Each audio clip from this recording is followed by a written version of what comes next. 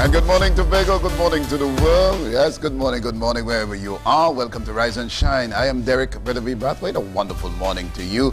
The 29th of November. And of course, hey, you're up your life. Don't take that for granted in this time of uncertainty.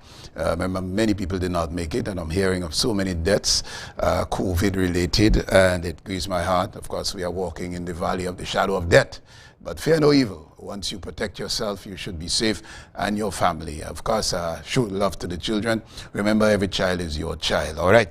Just to let you know what's on this morning, we will speak with Mrs. Tracy Davidson Celestine, Deputy Political Leader, or not Deputy, Political Leader of the PNM. And of course, we'll get her thoughts on a number of issues. We will touch accountability, governance, Tobago economy, and of course, COVID-19. And then later on, we'll speak with Abby Taylor, candidate for Dial Spring WIM, for the PDP, that is, and of course we'll have that conversation.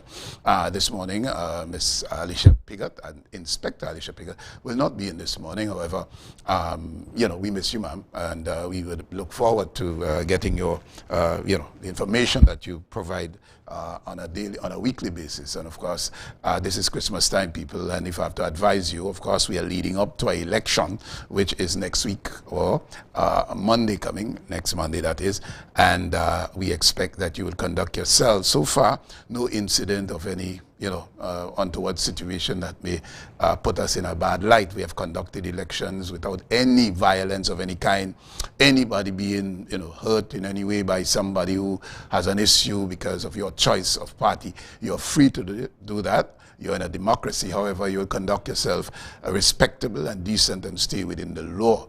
All right? Given COVID-19 and the variants that are present, you just want to go out early, do your civic duty, and of course conduct yourselves and get back home as soon as you can, and of course ensuring that you're all safe. All right, so there's so much happening. As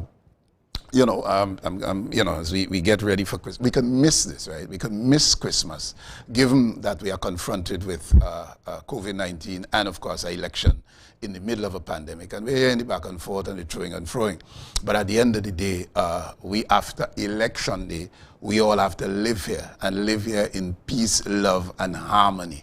And, whoever wins would be responsible for all of Tobago, whether you wear black, you wear purple, you wear, red, and others, and other colors. And whichever color you choose, that's your choice. You're free to do so, and just conduct yourself responsibly. All right, so that's it. Christmas time, people go out and they shop, and you just got to be mindful as to your own safety. Remember, and of course, this morning we was going to speak about election day and the rules of election day. But anyway, given that people are going out to shop, some people are going to Trinidad, and we are moving very quickly to a cashless society. So if you're going to Port of Spain or any part of Trinidad to shop, I know Price Smart will see a lot of Tobagonians leading up to Christmas. And you go there, all you walk with all your plastic cash. You don't want to be taking out of your purse any amount of cash that could attract eyes. Something about cash that just attract your eye. I don't know, for whatever reason. And there are those who will monitor you and follow you. Yes, and you could end up, we don't even want to call it. But at the end of the day, walk with your credit card, your debit card, and use plastic and not use cash as much as you can. You're going to make a big purchase. Maybe you're going to buy a fridge and so on. And that's another thing. If nothing is wrong with your furniture and your appliances, for God's sake, now watch what the neighbor have and say, I see they bring a new fridge over there. I'm going to buy a new fridge. All right, I see they bring a new stove. I'm going to buy a new stove. No, nothing wrong with your stove. Nothing wrong with your fridge. Not throw them out for go compete with the neighbor. And we do that. We have that in our culture. And that is the worst kind of neighbor to live next to, The one always minding your business and watching you and copying and following. And half of them is envy and bad mind and wicked, So in this time, take your time. Take where you can manage. There was an old joke that we grew up in Mason with that, an elderly man went to church and the fella using some words where he can't manage and doing the thing. He said, the boy said, previous Sunday come in. He said, hey, previous means past. Take where you can manage. So take where you can manage and purchase where you can. Anyway, let's go for Tobago Notes. When we come back, lots more. See you then.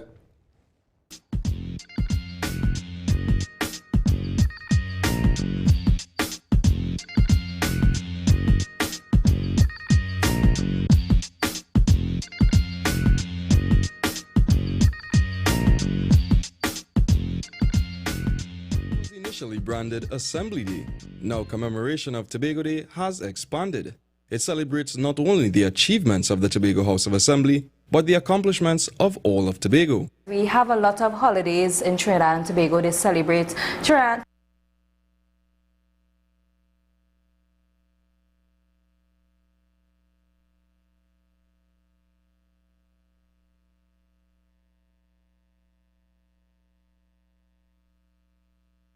Trinidad and Tobago's culture, religious observances and so on, but there are no activities that really celebrate Tobago in its essence, what Tobago offers to Trinidad and Tobago, to the international public. So Tobago Day is what does that. Activities for 2021 celebrations are scaled down due to COVID-19.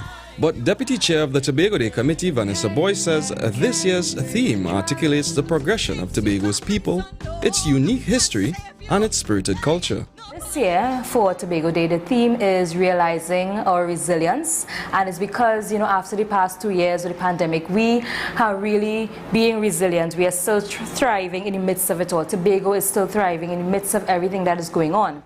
2021 Tobago Day celebrations will commence on Monday, November 29th with a Thanksgiving service at the Shore Park Complex from 10 a.m. An Assembly Youth Debate is scheduled for Friday, December 3rd inside the Assembly Legislature from 1 p.m. It will be followed by a 90-minute long cultural showcase coordinated by the Tobago Performing Arts Company, TPAC, from 5 p.m. The artistic design of the production will illustrate how we would have navigated life through the uncertainty of a pandemic, how we would have continued to reinvent ourselves, and how our aspirations for the future remain couched in our ability to stand together and make our mark. Celebrations will culminate on Tobago Day, Saturday, December 4th, with the hosting of the prestigious Tobago Day Awards ceremony at the Shore Park Complex from 6 p.m. Due to COVID regulations, attendance to this year's events will be by invite only. 2021 Tobago Day events will also be televised and streamed live via the Office of the Chief Secretary's Facebook page. That was a production of the Department of Information, Office of the Chief Secretary, Tobago House of Assembly.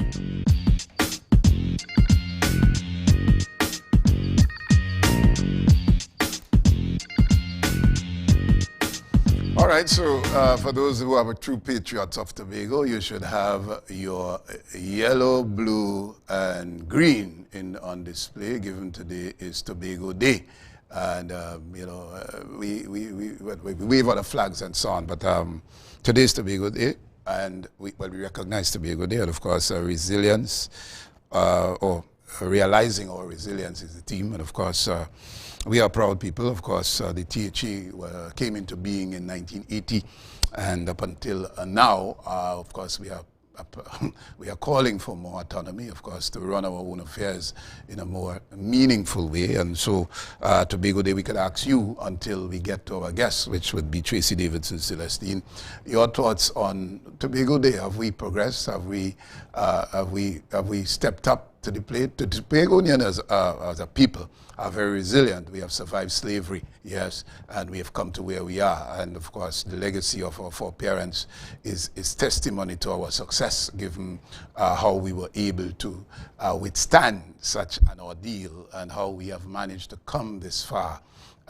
And so on. Of course, we still have issues. Of course, someone would say to me, Brother B, I heard you the other day about the Tobagonian having a hustle or relying on themselves for their survival. And that's what resilience is, of course, to have survived. And, when I talk about our population size, and if we are to really prosper, then we need an injection of people.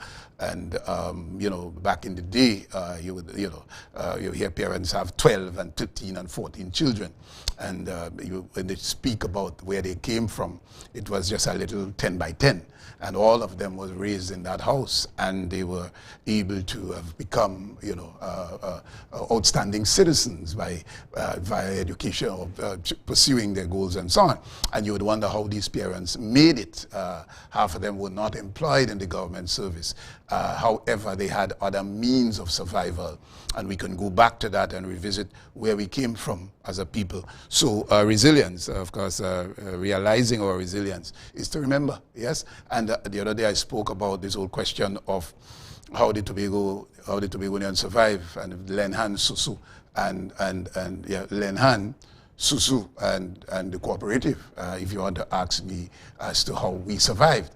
And when I talk about having a hustle, and if you want to go back to when Dude and Lid and maintenance work on the road started, and of course you could go back to our political history when Eric Williams said, look, let me give them fellas some early morning work and give them farms. For those of you who don't know, that what we call farm in Mason, people were given cows and animals to mine and spots there in varying parts of the windward side also, and that was given for people to to get an opportunity to earn more, not only cutlassing on the road as was given then. Some of the men, I know my uncle, and one of my uncles, he worked on the road, but he didn't rely on that for his only income. He had, he was a farmer. He planted. And that's how they survived. That's how, I know about agriculture and food and food production. All my uncles and they. And so out of that, and so when we talk about how we as a people have survived this coming of age and being able to drive around in SUV and screw up a glass and pretend we know where we come from, that is testimony to our resilience. And so, and you drive around in certain areas and you see people build some mansions and so on. And when you ask them where they come from, and if they're honest, they will tell you, hey, I didn't know this. I didn't even know that I was going to achieve this, because I pursued a particular pathway, and here it is that I am this way. So at the end of the day, as we celebrate this day in our history, as we mark our Tobago Day, and there are some people who have a problem. By the way, I haven't seen the Tobago colors displayed anyway. Normally we would see it before the day come, and we are aware. I guess that the election has taken away that. As I said, we could lose ourselves given the election, given the COVID-19. But it's important to note and to mark down on your calendar birthdays, anniversaries, you name it. So as you would keep sober, because you could lose your mind with all of this. And talking about that, the other day I spoke about families who allow their, people who have gone into, who are going to lose their minds or have issues of mental illness as a result of COVID-19, the frustration and so on. And people are observing their family. I saw the fellow who I spoke about, who does take the coke and walk about the place. I see he looked new and thing, and yesterday I saw him, and I saw he closed dirty. I said, hello. I said, I'm sure they fought with you and took you to get rehab and so on. Don't go back into that foolishness. He said, yeah, I tried. And so we have a responsibility to protect our own families. And you people, don't leave them to walk Scarborough naked and that sort of thing. They represent you. All right? Let's take a call. Good morning. Welcome. Morning, Brother B. Morning, sir. Brother B, you would have purchased a piece of land and pay for it, pay through the bank, pay through your credit union. Mm-hmm. And when you start to get old, that piece of land will share between your children and your grandchildren. Yes. Town and country planning should be driven out of Tobago, whosoever get in office. Mm-hmm. I purchased a piece of land on the Lescato, Mason Road. Mm-hmm. The existing road is 17 feet. But you want to tell me that I have to provide 33 feet of road on 1 acre of land. But I lose 2 lots and a half for road space on my piece of land. But I was catering for 7 pieces of land, but I end up with 5 pieces, but what really going on in Tobago with town and country planning, and some land developers in Tobago, I don't know if they're passing money or bribe or land or what. A piece of land up so I wouldn't call name. I went and measured 17 feet. The piece down by the police station, the new police station at Chauvin Road, 18 feet. Piece on the Annisvale Plymouth Road. I could call name who are the developers there. Food nutrition, 17 feet. Why town and country have to treat poor Tobagonians so, Brother B? I know some people have to carry the planning trainer to get it passed. And problem evermore. There's a young lady there. Every minute you go there, Brother B, she never in office. Always in Trinidad, Trinidad, and Tobago don't have to take this. Another place is valuation. When you go there, people who 60 years, 65 years of age, anytime you go there, they can't attend to you. It's COVID. Them alone protected themselves in Tobago. COVID. When you go to the bank, you could get your money. You could go in the police station, you could make a report. No problem with COVID. What's going on across the Brother B? What's going on in Tobago with town and country planning and valuation? Yeah. Run by Port of Spain. Okay. All right, I got you. And clearly, that's an issue, of course, that was in the whole issue dealing with the self-governance matter, that town and country should be separate and apart, Tobago run its own affairs, thereby, I mean, if town and country wants to do something feet in your land, oh God, is the whole piece of land you want? I don't understand that one there at all. And maybe you need to take a lawyer to deal with that. Clearly, that can't be right. All right, let's take a call. Good morning, welcome. Good morning. Good morning, Brother B. Good morning, dear. When Mrs. Celestine, are we allowed to do a call-in question? No, I have a whole lot of... I want to know, Brother B, what does be the hold up with gratuity for RHA workers? Gratuity with RHA workers, okay. Yes, and where does the money come from? That people just have to wait 3 and 5 years, and the money is not much. I don't know if you could ask that question for me, please. All right, gratuity for retirees. No contract workers in RHA. And we just have to wait 5 and 6 years. And contractors, right? Okay. Yeah, so where the money does come from that we just can't get with gratuity. All right, and contractors, okay. Yeah. All right, if I have the time, because trust me, I have a list of, I have some issues here we have to deal with. As I said, we're going to deal with accountability, governance, Tobago economy, and of course, COVID-19. Tracy Davidson Celestine, the political leader of the Tobago Council of the PNM, and there are so many things, one of them that, we can't ignore. Well, I'll get to it later on. Let's take this call. Good morning, welcome. Brother B, good morning to you, our listenership and viewership. Yes. Brother B, the caller before spoke about some challenges with the town and country planning. But Brother B, let me identify one of the challenges of town and country and the Tobagonian, or to who sits over the decision-making process. Brother B, if we consider housing schemes or planning schemes like Milford Court, you will realize, Brother B, that these houses were constructed on properties less than 5,000 square feet. As a matter of fact, I am not sure if they met 3,000 square feet. Yet there was a planning approved by the government. Yet when it comes to a private developer or an individual, they are saying to you that your footage, your square footage, must be a minimum of 5,000 square foot. So for their development, for government, they use about 3,000 square foot or less. And for private developers, Brother B, it is in excess of 5,000 square footage. And we are saying, Brother B, these are some of the things only a Tobago-centric political entity can address because they understand the needs that are critical to the people. Excellent. Blessed day, Brother B. Thank you, my brother, and always very, very comprehensive when he speaks and clearly. But I just want to get from you in a few minutes, I have your thoughts on Tobago Day. I mean, did you know today was Tobago Day? Does it really matter when we acknowledge this day? I haven't seen the yellow, the blue, and let's welcome. Good morning and welcome. Good morning. Morning. Brother B. Yes. Good morning. Good morning. I want you to raise an issue with that same town and country planning. My father-in-law have 5 children. He dead, and he say he have a piece of land to divide for the 5 children. Town and country saying that how the land cut up too small. And it's agricultural land. Wow. And it gets agricultural land in the same area that they divide up smaller than what our portion is. And I am saying to you, this week I have an appeal. I have to go down to Trinidad for an appeal matter with the board. Miss Brother B, You see how murder go on at Trinidad.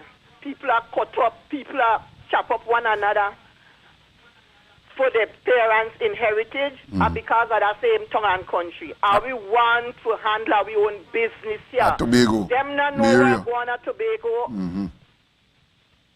With four parents and their land and this sort of a thing. The man say he get 5 picnic and he want his land to divide up for the size of them 2.5 acres. I tell you. Yeah. Right? But it have people, developers on the same area. Let me point it out at Orange Hill, where agricultural land, and they divide it up. And the parcel and them less smaller than what we have. It's because we don't have money for pass to bribe. All right. What so, they're doing poor people here. Very good. All right. So that is a serious matter. It's not the first time we're hearing the trouble with getting maybe okay and all of that from Tonga country. And clearly, we've heard that 3 times this morning. So obviously, I'd have to bring that up with the secretary. Well, of course, she's a political leader. And should they win, obviously, that needs treating with her. And she's there, and she's, that can't be. We will, but I will bring that up and see how best that can be treated with. Quickly, let's take another call. Good morning. Caller? Yes, good morning, Brother B. Morning there. Yes. Brother B, seeing that the Tobago PNM, they are thinking about fixing Scarborough. What I think they should do, take out the administrative section of it and bring it probably into Mason Hall and leave the area in town there where you can do like, the shopping and whatever. Because, I mean, the Scarborough is done small already and then to compact everything into Scarborough, I find it doesn't make any sense. So the administrative part of it, they can bring that into Mason Hall, find some area in Mason Hall and bring it into Mason Hall. And decentralize, with the road development. Okay. They need to do some paving in pavement in Mason Hall. You realize Mason Hall have no sort of pavement at all? All right. Yes, we have to be walking on the street. Okay. Now, there's an annoying, and I saw with the patching going up to on the north side end of the traffic light at Harmon's there. Road is made. Anyway, north side Harmon's Junction. That's what I could call it. The right word isn't coming. Anyway, there's an annoying bit of it's bad road. It needs resurfacing. I see the patching going up the road. Right at the traffic light. When you have to turn, when you come from Mason Hall and you reach that traffic light at that junction, Harmon's Junction, if you call it that, the right would then come in still. But anyway, and there, after you turn, you have to deal with that little river and sea there, and then you turn going on, there are about 3 other bumps or potholes in the middle of the traffic light and that junction. Oh God, all you do quick now and patch that now. And Mama Guy, we still know, right? So, because it's really annoying. Sometimes you try to escape it and you just can't. People, all of you who travel on that road knows what I'm talking about. The easiest place for me to call is the Harmon's Traffic Light Junction. Yeah, there's another word, it's still a commit. I tried to get it, but yet commit. But anyway, you know what I'm talking about. Because when you come from the Mason Hall side, from the Harmon side, when you come down there, there's and I call it the most annoying piece of rough patch. That needs, I don't know why, or I just fix it in the night. Come out there because I see road paving all over the place in the night. And there's another question we're going to ask Tracy about. All right? So at the end of the day, I hope that they would sort that out maybe today because, Monday's election and they want to please everybody, right? So we're going to see. All right. So, yeah, let's take one more before we go. Good morning. Welcome. Good morning. Yes? Brother B, yes? you expect Tracy to come and tell any truth there this morning? Let's not prejudge. You don't even want to hear Tracy. Let's not prejudge. All right. Thank you. All right. So, yeah, we'll hear from her. Of course, there are so many areas that we want to cover, obviously. There are issues, of course, you would not think that people would like to have these matters addressed. And Please hang up and try your call again. Yeah, look for, guys, we are getting ready for Tracy in a minute. And, of course, as soon as we take the break, when we come back, we are going to take up that conversation. And we do have 5 minutes or thereabout. We can take maybe a few more calls. And, of course, one of the things that if you want to copy for Tobago Day is the 3 watchwords that were given. And that's discipline, tolerance, and production. So we have to tolerate, regardless how they call it just now. We have to tolerate because we all have to live here. Tobago is too small to tote hate and resentment because of somebody political affiliation. Husband and wife that live in house and go and vote separately. And they live lovingly. They don't let that get in the way. And our problem in this Tobago here is that we're not mature. You cannot preach that kind of hate and resentment for somebody because they're not fitting your bill. We have to live here. And this is why I tell people I don't like politics. I can't hate nobody for 5 years. If my party win or if this side win. I am a loving person here. At the end of the day, I'm going to vote. Full stop. Who win? Because we have to exist. We have to coexist. What is this red and blue and pink and green? We have to live as one people. We are battling an evil stalker, and that's COVID-19. That is what you're supposed to hate. Let's go for the break. When we come back, we speak with Mrs. Tracy Davidson Celestine. See you then.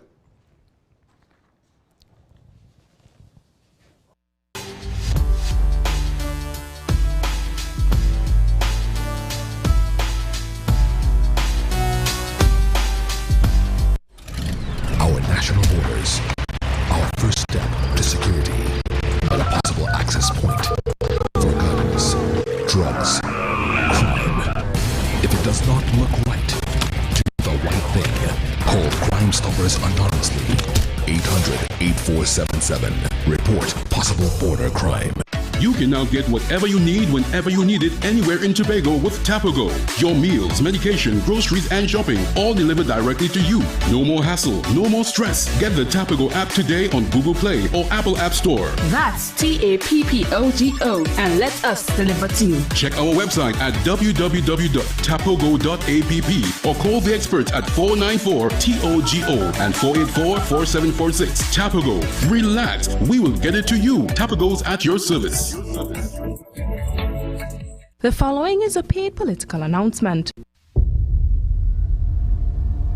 Duke said he's willing to put up a fight to liberate Tobagonians and take the island to independence. As the political leader of the PDP, we come down to negotiate our departure from Trinidad. We don't want Trinidad judicial system. We don't want that. We don't want to share no immigration. We don't want no air traffic control with Trinidad. We must have our own prime minister in Tobago. If it wasn't clear to you, let me tell you this. What I'm asking for is secession. What I'm asking for is secession. We need to move away from Trinidad. Constitution dissolves. There's no longer Trinidad and Tobago. There's Trinidad by itself, Tobago by itself. Yes, yes.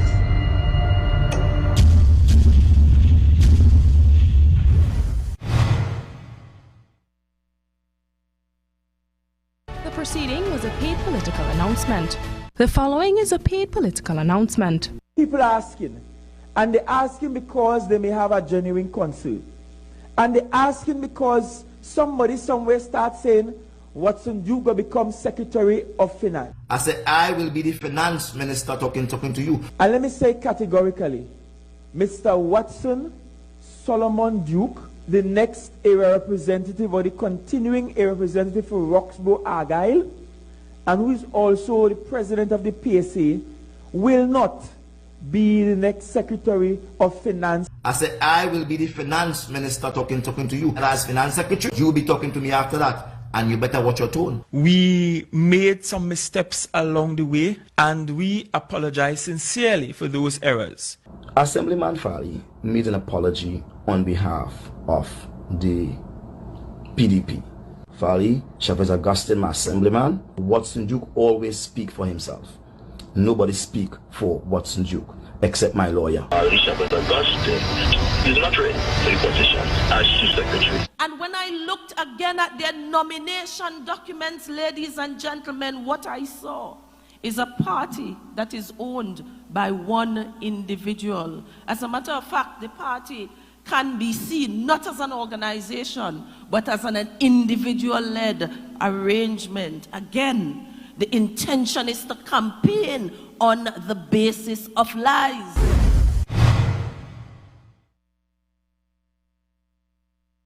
proceeding was a paid political announcement. The people, the personalities, the candidates, the results. Keep viewing Tobago Channel 5 as we bring to you all the results and reactions from the party headquarters on election night, December 6, 2021 from 6 p.m. Stay with the election leader, Tobago Channel 5 for THA Elections 2021-2022, The Race for Power, Part 2. At Trinidad and Tobago Ophthalmics, some of our services include cataract operations with normal and premium lenses, treatment for glaucoma, medical and surgical diabetic eye diseases, including bleeding eye trauma as well as retinal problems, age-related macular degeneration and retinal detachment. Please visit us at the Calder Hall Medical Center, Calder Hall, Tobago.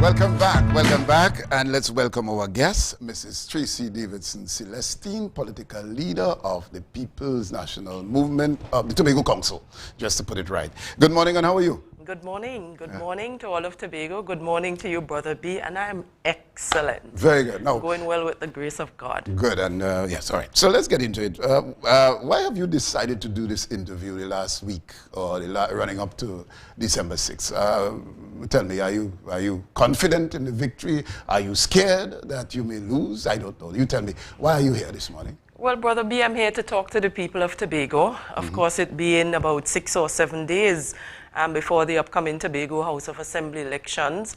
And what we have been doing is to educate our people out there, to provide them with the truth so that they're able to make the best decision come December 6, 2021.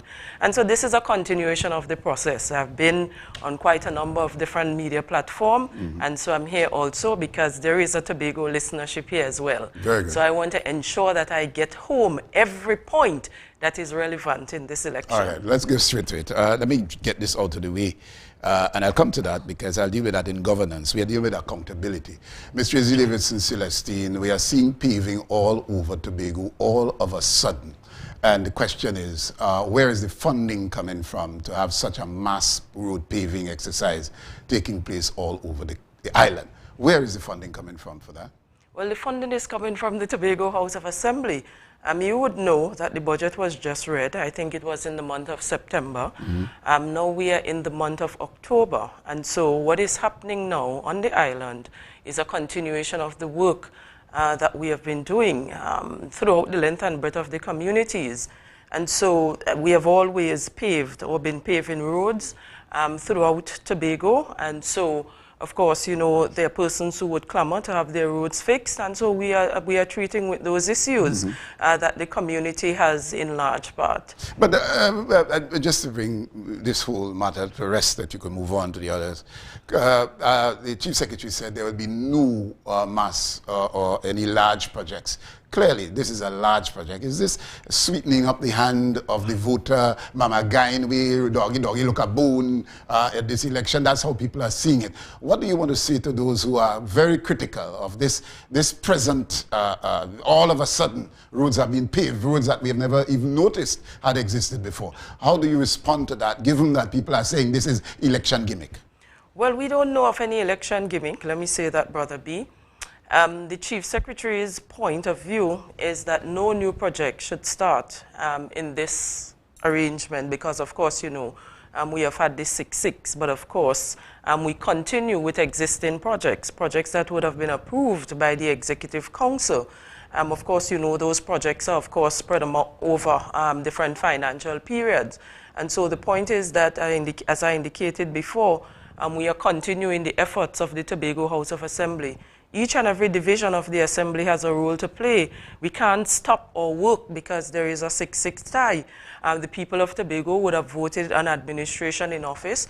Apart from that, we have the authority to continue to function on behalf of the people of Tobago. And so whether it is the Division of Works and Infrastructure, or it's the Division of Health, Wellness and Family Development, or Tourism and Transportation, we continue to administer to the people of Tobago. And we have recently given out land, and the thing is, that project would have come to fruition now, and so we distribute accordingly.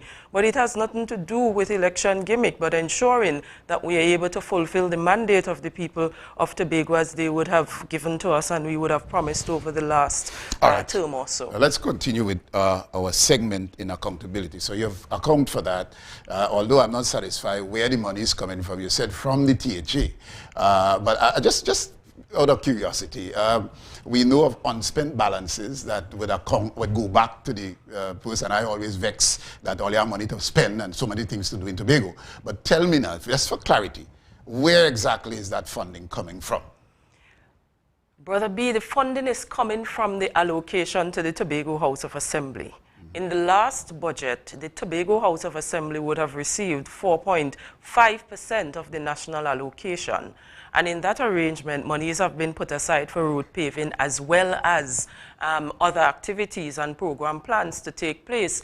$200 million of that is for development program, and road paving falls under the development program. So all of the monies that are being spent are monies that were allocated to the Tobago House of Assembly to continue its development work. And so let me make the point very clear that what we are doing is the continuation of our work, as I indicated. All of the divisions are delivering goods and services to the people at this time because the allocation was approved. What is it costing taxpayers, this road paving exercise? Well, I am not so sure of the total budget for road paving exercise, but of course the taxpayers would have demanded that their roads are paved, and so the Tobago House of Assembly at this time is responding to the needs of the people. Very good. All right, let's move on. All right, so with regards to the zip line, obviously that has you are taking Farley to court. We'll get into that. You said a protocol letter, you're giving him a month, but anyway, let's find out how much money was spent and what are the returns for Tobagonians as far as the zip line is concerned? Well, I think that matter was well articulated in the public. I made my own statements in terms of my involvement in the zipline project, and more recently, the Chief Secretary would have also indicated what had transpired in the Division of Tourism and Transportation and how they will move forward with treating with the matter. Of course, as he indicated, that matter will be taken to court so that the monies that have been expended can be realized and be invested to continue the work of the building of sites and attractions for the people of Tobago. And of course, on a personal note, I indicated that I would have taken Farley to court for, of course, slandering my name in the process, and that matter is ongoing. The pre-action protocol letter was sent early in February. I think it was around the 16th or the 19th. And when there was no response to that, of course, the matter proceeded. And I think it was in July or so that the other letter was sent to indicate that he should, of course, submit his defense. He has asked for additional time, as a matter of fact, 12 weeks. But based on the advice I've given to him, 1 extra month. And this is, of course, on the heels of the last election, where he had over 9 months or so to submit his evidence to the court and also to submit his evidence to the police, as he had waived. But that has not happened yet. And so we're waiting for him to, of course, file his position to the court so that the matter can proceed. And this is where we are with the zipline at the moment. All right, so it's there languishing, and we just have to wait until this matter settled before we can get the final word on where the zipline is, because based on the report, it's somewhere languishing in Miami. Correction? Well, the point of the matter is, once as there is updated information, the Division of Tourism and Transportation will provide the members of the public with the information. Okay. All right, let's move now to Manta Lodge Sanctuary Resort. What is the total cost, inclusive of maintenance and equipments, to maintain these, should we say, just lying there as ornamental? You know, it's really not doing anything for Tobago, but just give us the returns that Tobagoians would have expected, expenditure, maintenance, and how do you account to the people for that money spent on these two resorts? Well, the thing is, Brother B, I don't know when was the last time you would have gone to the community of Speyside or even the electoral district of Palataville and Speyside. And one of the things that you would recognize is that project is well on its way. And through the Secretary of Tourism and Transportation and with the collaboration of UDCOT, work is being realized on that project. Of course, you know there is a vision for that project. What is the vision? And the vision is to ensure that you can have at least 3 to 4 star hotel in the community that would cater to the divers, because there are a significant number of divers who would come to that part of the island but who might not have the kind of quality accommodation that they need. And this would have come on the heels of a survey that was done and which would have guided the Tobago House of Assembly in the purchase of the property. Of course, you would know that that property was in the position of being, I think it was taken by the bank, DFL, I can't recall the name of the bank at this moment, and they did approach the Tobago House of Assembly because they felt at that time that 20 rooms would easily cause a significant consequence rather, on the tourism sector, and more so in deep east of Tobago. And so hence the reason why the Tobago House of Assembly purchased the property. And it wasn't something, it's not a piece of property that is very expensive, but at the end of the day, it can bring significant benefits to the community in terms of employment and in terms of course, adding back to the room stock, and of course branding the community of Speyside as a diving area, yes. as the vision would dictate. All right. Well, let's deal with Sanctuary Resort. It's their languishing, their security guards, they drive by, they're anything bush hunting. Tell us about what was the intent and where are we with Sanctuary Resort? It's a burden on the back of the THA. Tell us what the intent is and how you intend to speak to that. Should you, well, you're confronted with it now. What is the vision going forward with Sanctuary Resort? Well, you know, Brother B, one of the things I try to understand when I hear the opposition from the other side criticizing the Tobago House of Assembly and its work, sometimes I wonder if they understand what is happening, because if an investor were to buy a depressed property and then fix it up later on when it is necessary, people see that as a good investment. But if the Tobago House of Assembly buys that property and fixes it up later on, some see it as a waste of money, as the opposition is doing at this point in time. Many of us as individuals would purchase property now and hold it until the time is right to do the kind of work that we'd want to do, as individuals later. Property does not rotten. As a matter of fact, land appreciates in value. And you may very well find that when Marriott comes and the other hotel comes, that would be the correct and the right time for the Tobago House of Assembly to make the investment in Tobago at this time. We have quite a lot of land that we own and land that is not currently occupied. And so this piece of real estate is in a prime location, and there is nothing wrong at this point with the Tobago House of Assembly purchasing that property and holding it until the time is right for investment to happen. Of course, you know that the intention then was to construct, I think it was a five-star hotel, because that too was a property that was there languishing from DFL, which would have been the bank at the time. And so again, the Tobago House of Assembly was approached. There is also nothing wrong with the Tobago House of Assembly selling back that piece of property to an investor later on. Okay, perhaps so that's the intent. That could be so that's a the conference facility. So well, I don't know. It all depends. It will all depend on the circumstances, and this is the point I'm making. Sometimes we as individuals buy property, we hold the property, and then we may resell, or we may do capital work, which would result in infrastructure and that kind of thing being created. So the point I'm making here is that there are many options when the Tobago House of Assembly invests in the purchase of property. All right. The cultural complex is referred to as a white elephant. There are issues that it's confronted with. You spoke about restructuring to some extent. There are issues with AC and other issues. The stage is too far, you're way up in nosebleed, and you can barely make out anybody on the stage. We've heard you spoke about the restructuring of the cultural complex. Give us a breakdown as to what the intent is in treating with that cultural complex. Well, Brother B, I would not be able to tell you all that is supposed to happen with the Shore Park Cultural Complex. But as it is now, the Shore Park Cultural Complex is in very good use. The vision for Shore Park Cultural Complex was to find a place in Tobago, or to create a space in Tobago where we can assist our young people who are involved in the arts and in entertainment to monetize culture.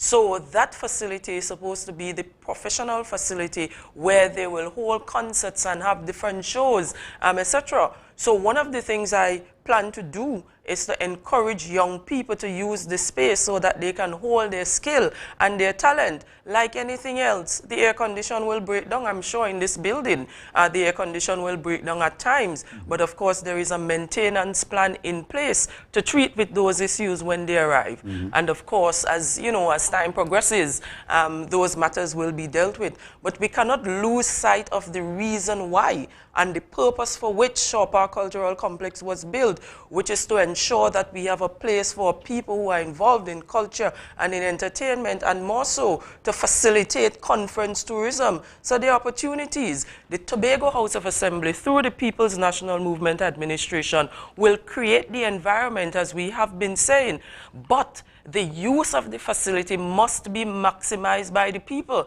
I know that you were involved in film at some point in time. Perhaps you could invite the representatives from the film industry to do some kind of course, some kind of training program. Those are the opportunities that can be created when the Tobago House of Assembly invests. So it's not sufficient to say that it is a white elephant at this point in time. What we need to be doing is to encourage people to use those facilities that the PNM administration would have invested in for the people of Tobago. All right, what we do, we go for a break. When we come back, I'll give you an opportunity to acknowledge Tobago Day 2021, and then we get deeper into the economy as we continue our conversation with Ms. Tracy Davidson Celestine. See you after the break.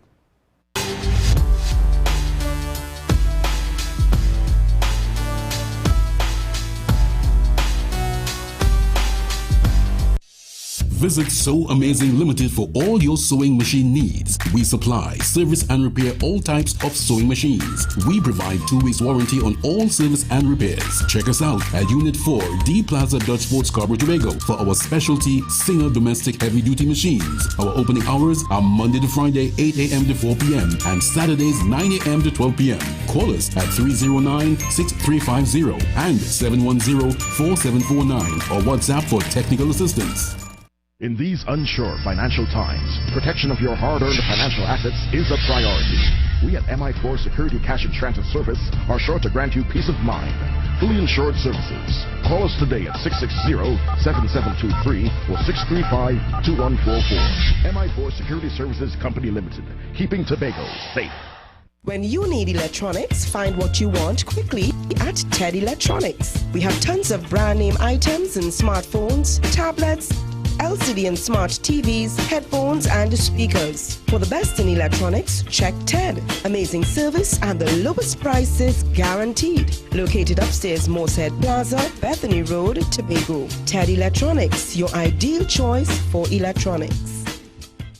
Who say you had to go to town to get the best in wholesale prices? Check out Goldsboro Minimart today for the best in wholesale and retail prices. We have Coca-Cola, Smalta, Malta, juice, 10 kg powder soap, 5 liter dishwasher liquid, 5 liter fabric softener, detergents, and so much more. And newly added to our shelves, genuine parts for trucks and pickups. Mitsubishi, Kia, Hyundai, Nissan, and Isuzu. Check Goldsboro Minimart, located Goldsboro Main Road, conveniently open Sunday to Friday, 7 a.m. to sunset.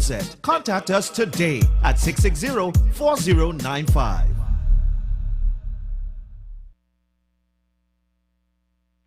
Visit McCorney Home Depot Limited in Richmond in their spanking new and spacious showroom. Get all your hardware needs, building materials, including blocks, steel, cement, and sand, household items, plumbing and electrical supplies, paint, tools, toilet sets, doors, ceiling fans, steel products, and much more. McCorney Home Depot Limited in Richmond. Catering from foundation to finish. Open Sunday to Friday from 8 a.m. The following is a paid political announcement. We must defend Watson Solomon Duke every step of the way. I am not looking for friends. I'm looking for money. I'm not looking for friends. I'm looking for money. We must defend him. There's some dirty, stinking girls. These are my dirty, stinking girls. I find you all an answer in me now. Say we must defend him. Their pension plan is not registered with the central bank. For in another country, he would have been making a jail by now. We must defend him. I'm asking all black people. You can see the way they catch monkeys is that they give them something to hold. We must defend Watson Solomon Duke every step of the way. I see Duke pelt up candle at you like in a liga burn. I see in a liga burn from a candle Duke pelt. We must defend him. Mr. Duke has been in office since 2009, and we have not seen a change at all to his Idi Amin dictatorship. We must defend him. As a politician, I have an expectation that is extremely high for myself, for my colleagues. This looks totally hot. We must defend Watson Solomon Duke every step of the way. Mr. Duke was officially charged on Sunday with 1 count of rape and 4 counts of sexual assault. All charges were laid indictably, so he was not called upon to plead. I find you all an answer in me now. Say we must defend him. The proceeding was a paid political announcement. The following is a paid political announcement. Every employee in Tobago, I call upon you tonight to listen. Because you see, if we do not listen, tomorrow morning, if we make the mistake on December 6th, we could be in a position that we will regret for a long period of our life. And as a trade unionist, my brothers and sisters, I know of what I speak. I know and understand the language of labor, my brothers and sisters. And because I do, it is my obligation, it is my responsibility to warn the people, the employees of Tobago, of impending danger.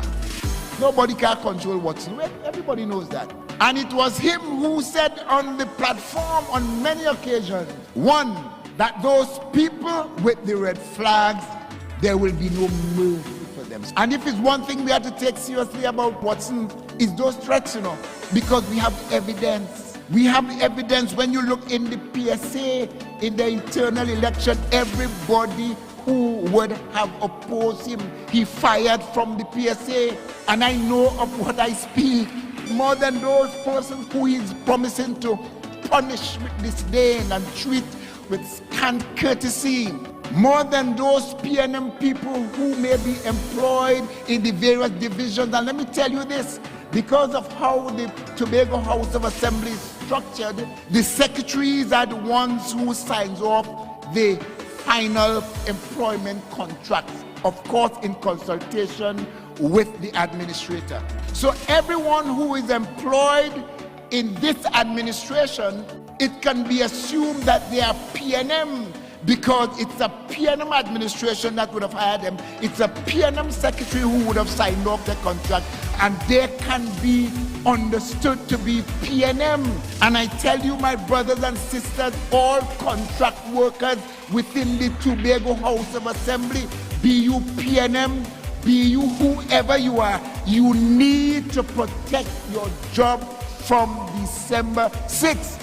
On December 6th, take no chance. Protect your future. Vote PNM. Great is the PNM. The proceeding was a paid political announcement. The people, the personalities, the candidates, the results. Keep viewing Tobago Channel 5 as we bring to you all the results and reactions from the party headquarters on election night, December 6, 2021 from 6 p.m. Stay with the election leader, Tobago Channel 5 for THA Elections 2021-2022, The Race for Power, Part 2. At Trinidad and Tobago ophthalmics, some of our services include cataract operations with normal and premium lenses, treatment for glaucoma, medical and surgical diabetic eye diseases, including bleeding eye trauma as well as retinal problems, age-related macular degeneration and retinal detachment, please visit us at the Calder Hall Medical Center, Calder Hall, Tobago.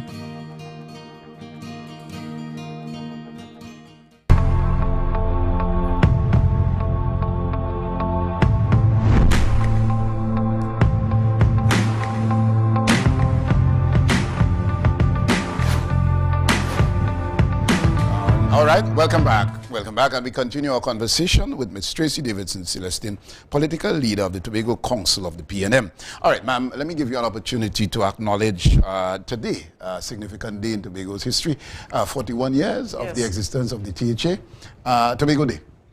Well, of course, you know, it starts from today, and there will be a Thanksgiving service at the cultural complex this morning, I think starting from 10 or 10:30. And then there are quite a number of different activities that will be held over the course of the week to celebrate our 41 years as a Tobago House of Assembly. Of course, you know, it's a process. We have been clamoring for self-determination in Tobago for quite some time now, and though we have the autonomy or that we have been clamoring for, there is still some ways to go.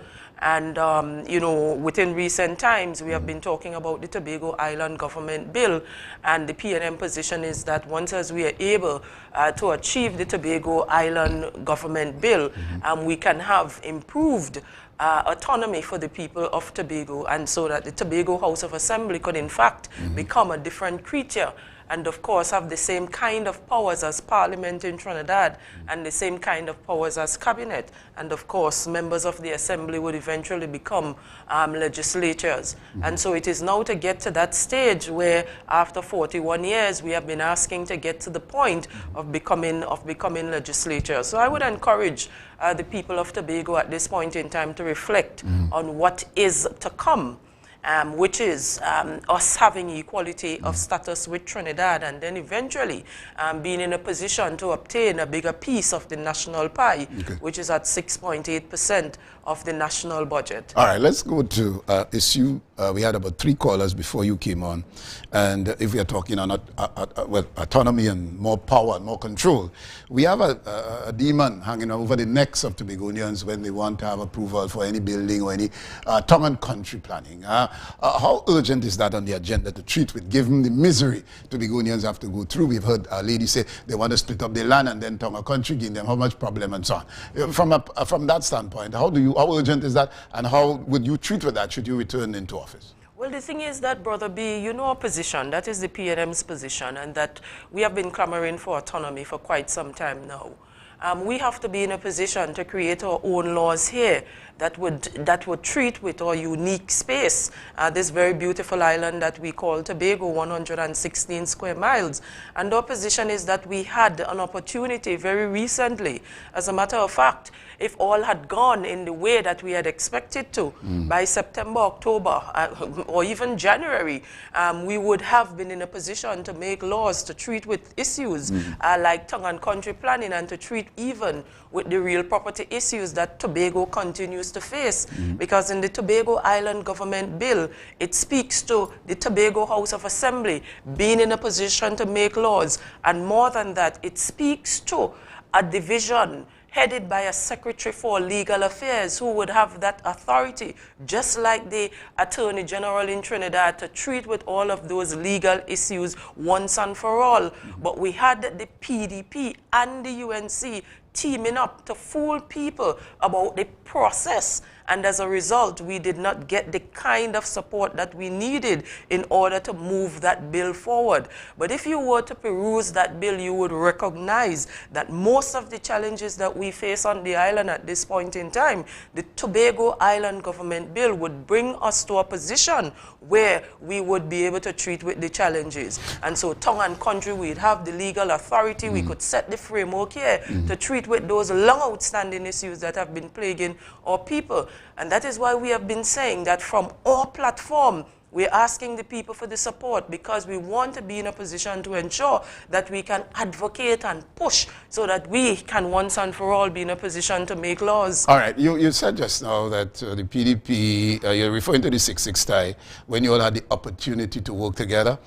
Ms. Davidson Celestine, they relay that firmly on your foot, that you denied the opportunity for the parties to unite to treat with Tobago issues. How do you respond to that? Well, the thing is, Brother B, I don't know who you have been listening to, but clearly you have not been listening to what we have been saying on this side of the People's National Movement. And you would recall that after the whole chaotic behavior and scene within the Assembly legislature, a position was put forward for there to be an amalgamation. When you read the constitution of the PNM, you would recognize that we have not accepted that kind of arrangement, but the Tobago Council of the PNM approved that the motion that we should have that amalgamation with the PDP at all levels of our meeting, and we went ahead to have those discussions, to have the amalgamation, except that we would have said it must fall within the framework of the Tobago House of Assembly Act 40 of 1996, which sets out how the arrangement, how secretaries are to function, how the Tobago House of Assembly, how the Executive Council is supposed to be organized. But that wasn't accepted by the PDP. So to say that me, Tracy Davidson Celestine, or the People's National Movement did not want to have an arrangement with the PDP, that is a misnomer. That is very, very incorrect. Okay. All right, let's go now to $40 billion in 21 years unbroken PNM rule. Tobago remains dependent on Trinidad. Do you agree? Do you believe this is a fundamental failure of the PNM as far as that is concerned? Your PNM administration, 21 years, unbroken. PNM Tobago, PNM Trinidad, at $40 billion spent. Is that a failure of the PNM? What is the failure, Brother B, in what you would have just asked? Well, I'm asking. What exactly is the failure? All right, let's break it down. Have we progressed or have we regressed? Well, Brother B, I am sure you can see that Tobago has progressed under the People's National Movement over the last 20 years. Let's look at the standard of living. Let's look at the quality of life. And we're comparing Tobago here with other countries of the Caribbean, with Barbados, with St. Lucia, with St. Kitts, so to speak. If you were to compare our quality of life and our standard of living to those islands, you would recognize that we are doing much better and we are progressing as a people. Let's look at the indicators for development. In Tobago, for instance, we have moved unemployment from 13% to now almost full employment, which is about 4. I think the Secretary of Finance and the Economy indicated that we are now about 3.5% in terms of unemployment on the island. That is basically full employment. Look at how we have invested in education for our people so that they can access tertiary level programs. And so we have moved that indicator from a mere 7% to 24%. So 24% of the population now has a tertiary level education. And we continue to invest millions of dollars through DATAS in the Division of Education and Innovation so that Tobagonians who qualify can also have an opportunity to move forward. Look at how we have treated with our infrastructure development on this island. All right, before we go there. In this very small space, Tobago has the same kind of facilities as the rest of the Caribbean. All right. We have done well as a people, and we ought not to take that for granted. All right, let's go to employment. If we're dealing with the economy, and of course, the THA has been labeled the largest employer. Well, there's too many people employed in the THA. You spoke on your platform and said you want to create 3,000 jobs. Within what space? How do you intend to create these jobs? You have the mic, and tell us. Well, the thing is, Brother B, my position, which is a part of our manifesto, is that we are going to create 3,000 jobs. And that would be jobs through the Tobago House of Assembly as well as jobs with the private sector. All right. Because, of course, you know, we have been talking about foreign direct investment. We want to see more of that. And with foreign direct investment, there will be entrepreneurship and business opportunities that can create employment for Example of business opportunities. Let's look, for instance, I was going to that point. Let's look, for instance, at Marriott and the amount of jobs that Marriott would create. Let's look at the airport, the construction of the airport, that $1.2 billion investment, and the opportunities that will create, because you're having a more expanded airport, you would have more booths, you would have more people being in a position to ply their trade, you would need more employees through the airports authority in order to clean and manage and organize the airport in a particular way. We are going to incentivize the agricultural sector and even to provide goods and services to the hotel industry, the new hotel that is coming. That too would create some jobs. And then we have the Division of Information and Technology that we intend to also engage persons as well. So the point I'm making is that under the People's National Movement going forward,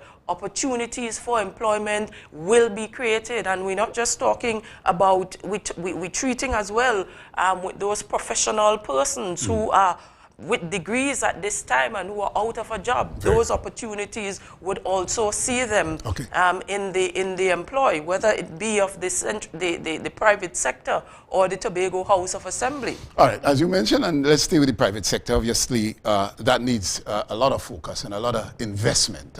You said that you're struggling to outfit the hospital in Roxborough, given you could find nurses and doctors and so on. I mean, nurses and so on, but professional staff is a struggle to get that hospital totally outfitted. Do you see that as an opportunity to invite investors, maybe to some percentage of cost for private medical care is very expensive? Is there any way that you're under your leadership that is examining the possibility of converting that hospital to a private entity by inviting an investor and thereby maybe having some subsidy that the ordinary folk can access? Tell us about what the plan is going forward in investing in healthcare generally, however, pointing to the Roxborough Hospital. Well, the thing is, Brother B, the government has a role to play. And when I say government, I'm talking about the Tobago House of Assembly in this instance. And one of the roles would be to ensure that its people are healthy. And that is why the government would ensure that they invest in health care. So I cannot sit here to say that we will hand over the management of the Roxborough Hospital to a private arrangement, because private arrangement would mean that they would have to pay the full cost of the visit to the hospital, and they would have to have insurance, etc., etc. In my manifesto and in the PNM's manifesto, we have spoken about scholarships to medical practitioners, persons who would want to be specialist medical doctors or officers, so that we can have more trained persons, whether it be in pediatrics, whether it be in gynecology, whether it be in dealing with internal trauma, so that we can once and for all have our own people who are well trained and well qualified to man those areas that we do not now have the specialist skills. Yes, we have been struggling to find SMOs, and we are working very closely with the Ministry of Health and, of course, with the government of Cuba to see if we could fill those positions in the interim until we find our own doctors who would come through the system to be trained. And I understand it takes about 5 years to be a specialist medical, to be a specialist medical officer. But by and large, all of the services that we can provide with the employees that we have since contracted, we will provide those services going forward. And I know that the imaging department is up and running. The pharmacy department will soon be up and running. And very later, I think they have already selected Chief Medical Officer, who is also a specialist medical officer as well, and we will continue to build out and roll out the services as we progress. Very good. But in the long term and in the short term as well, we have to be in a position to train our doctors, and through our arrangement, we will provide scholarships to them as well. All right. So the Prime Minister said in Mason Hall that Tobago is dependent on Trinidad. However, he went on to say that Tobago can make it on its own. And we're going into the self-governance bill. Do you believe Tobago can make it on its own, ma'am? But Brother B, I'm not so sure if you listen to all of what the Prime Minister has said. The Prime Minister has said, yes, you can make it on your own, but there will be significant consequences. And I think you referenced, was it St. Vincent? And the example that he cited is that on a daily basis, they have to check to see how much money they have in the coffers.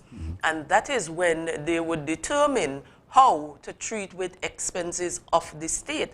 And this is on a daily basis. So he was making the comparison to what currently is the situation with Tobago, where we receive an allocation in the budget, which is in many instances a minimum of 4.03 or sometimes 4.5%, plus there is supplemental funding. So this is an allocation that we can almost count on and make plans on, as opposed to a situation where you are not so sure how much monies would be generated to continue to run the affairs of the island. He also made the point that in Tobago currently we only generate $200 million.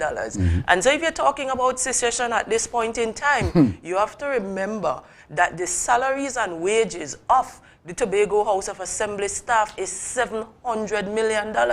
So it means that you would have to send home at least $600 million of workers in order to run this place with $200 million. All right, let's stop there a little bit. All right, so in your mind, Tobago runs its own affairs, given that and I'm asking you before I get there, how high on the priority, should you go back into office, is the self-governance bill? I'll come into that.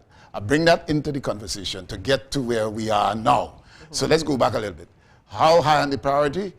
What do you expect to earn as PNM Tobago, PNM Trinidad? Will we see Tobago self-governance bill coming to fruition, coming to reality? Talk to us from that perspective when we get into the figures. Well, the thing is, Brother B, the PNM's position is that we are supporting autonomy for the people of Tobago, self-determination. And what is autonomy? Autonomy for the people, in other words, would be standing side by side with Trinidad. We have asked for equality of status. And what does that mean? Hold it on. So, don't pass it right. Let's get that quick and let clear, because you see, we're saying it often. And we don't get, what does equality of status mean? Right. So the people of Tobago have said what we want is equality of status. We want to be side by side with Trinidad.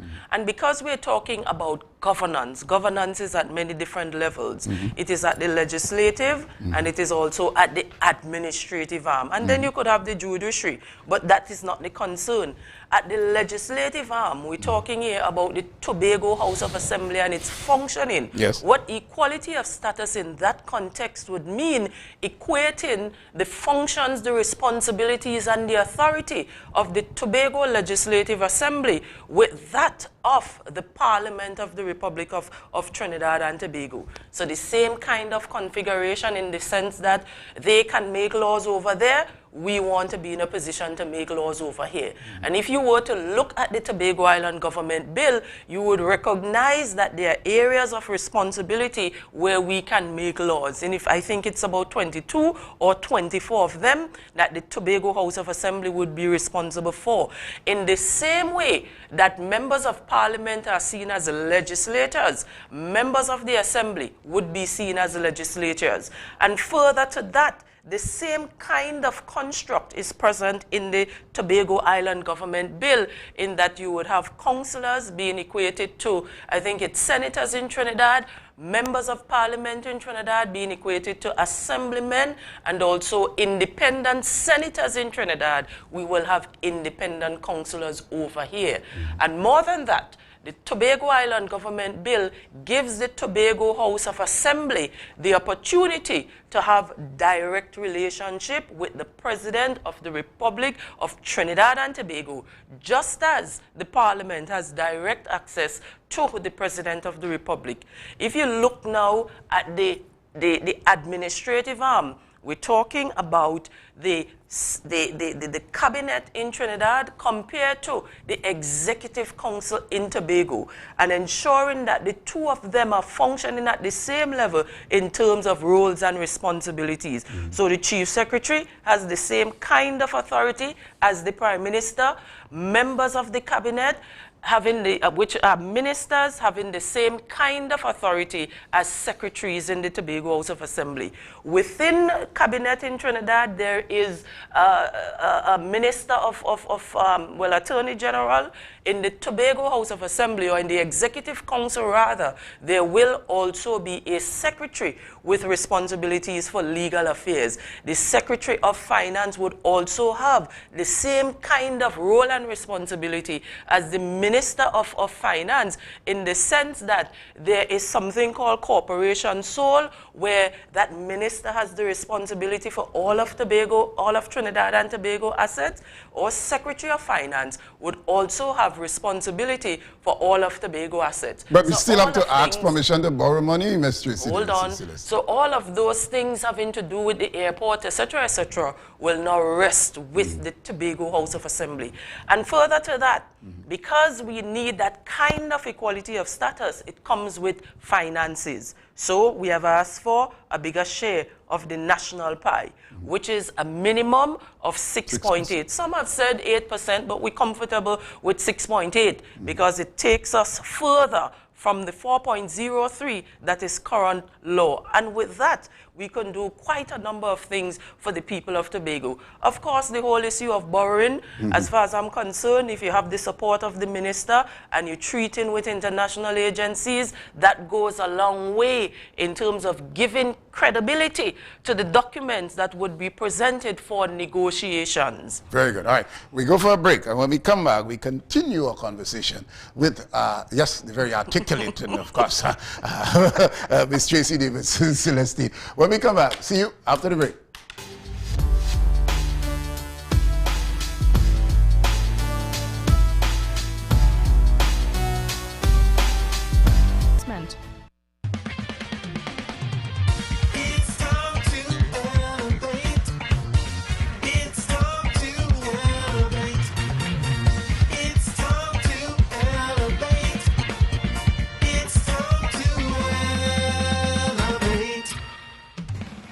Greetings in the name of Jesus Christ, our soon and coming King. I am Minister Cassandra Powder, here to encourage you to dare to be different.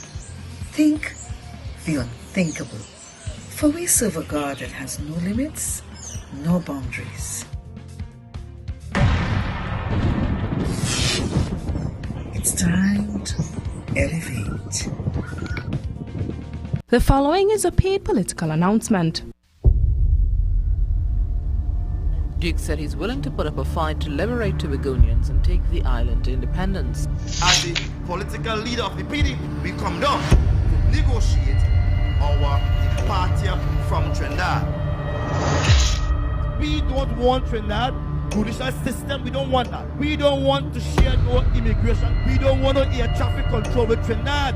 We must have our own prime minister in Tobago. If it wasn't clear to you, let me tell you this. What I'm asking for is secession. What I'm asking for is secession. We need to move away from Trinidad. Constitution dissolves. There's no longer Trinidad and Tobago. There's Trinidad by itself, Tobago by itself. Yes, yes.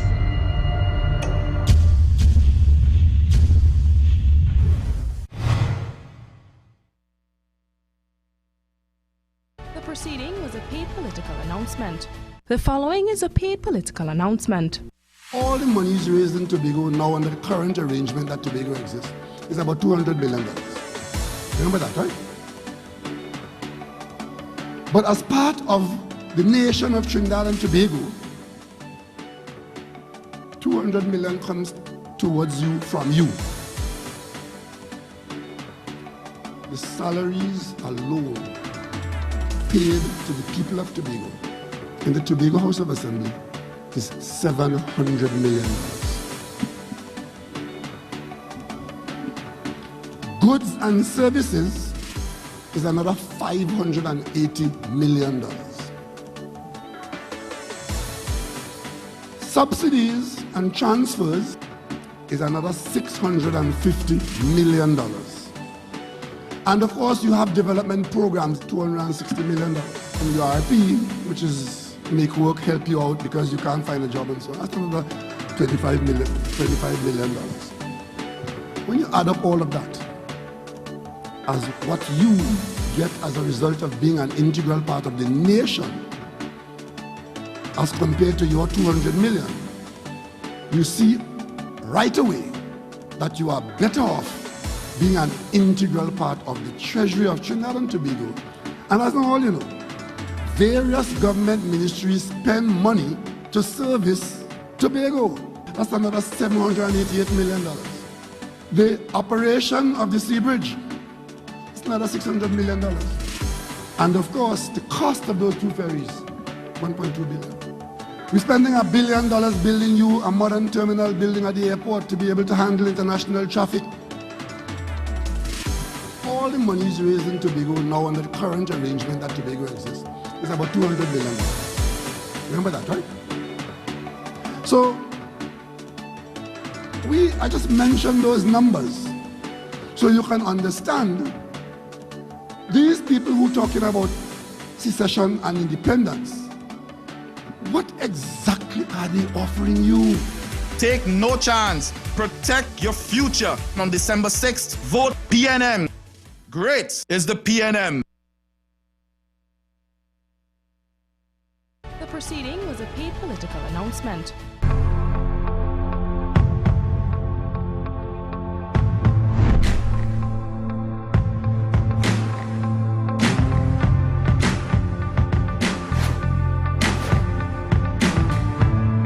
All right, welcome back, and we continue this marathon this morning with, of course, the hard-working Mrs. Tracy Davidson Celestine, political leader of the Tobago Council of the PNM.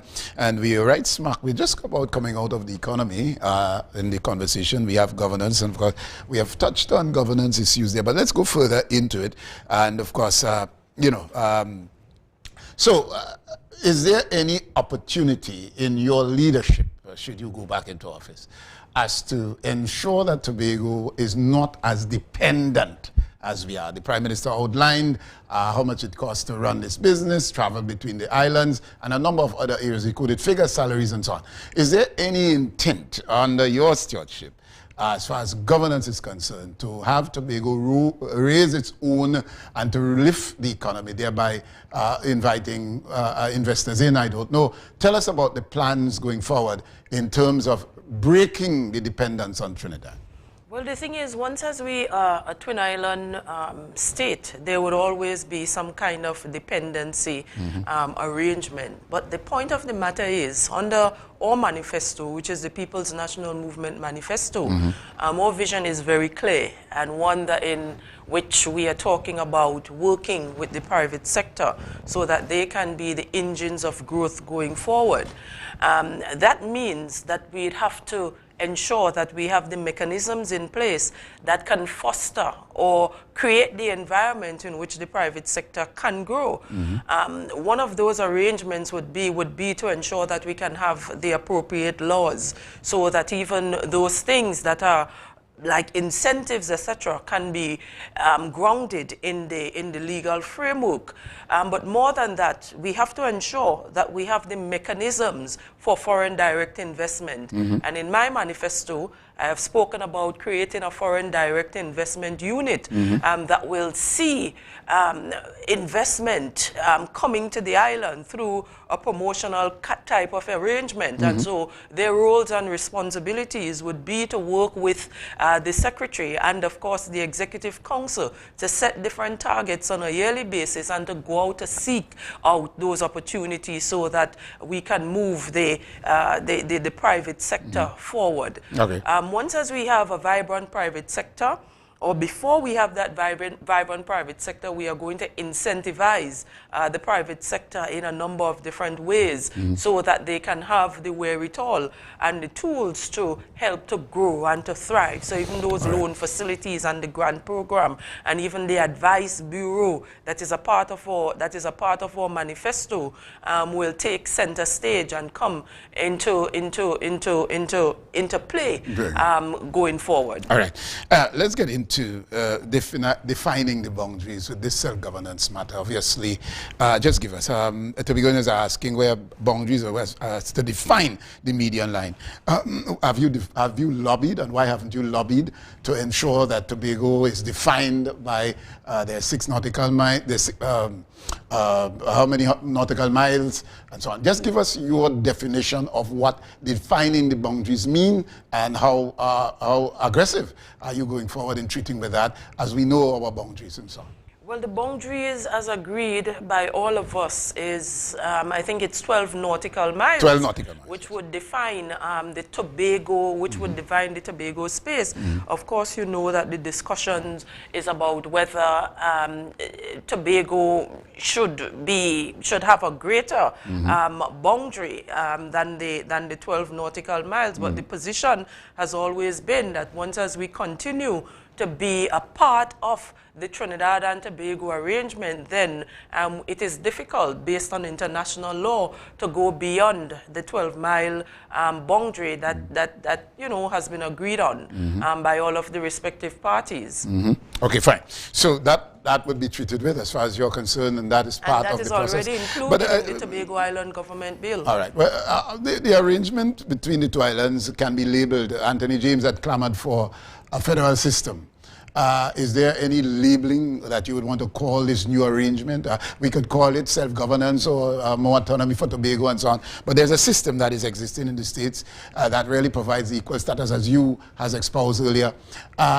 Federal system, do you see that as the best approach to this arrangement that would be easily understood, given what is existing in the States, as to apply that here? The government of Trinidad and Tobago and the federal system in Tobago of Trinidad as our unitary state? Give us a perspective. Well, the thing is, Brother B, there is a reason why we had consultations, and I think when I tallied all of them, there were about 2,000 or so consultations that would have been had since the time that we started talking about a new arrangement for Tobago.